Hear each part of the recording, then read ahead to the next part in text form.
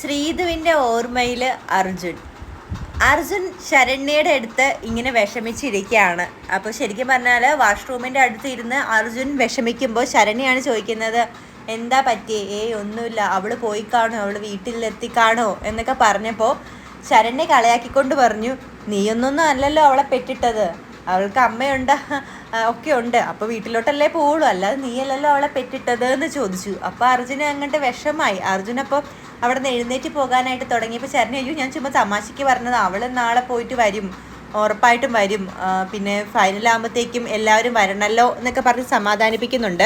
ശ്രീധു പോയപ്പോൾ ആ നിമിഷം ഒരു ചെറിയ കരച്ചിൽ അർജുൻ കരഞ്ഞിരുന്നു. അതിനുശേഷം അങ്ങനെ ഉള്ളിൽ വെച്ചിരിക്കുമായിരുന്നു തോന്നുന്നു. ശ്രീധു പോയതിൻ്റെ വിഷമങ്ങളൊന്നും അങ്ങനെ പ്രകടിപ്പിച്ചിട്ടില്ല.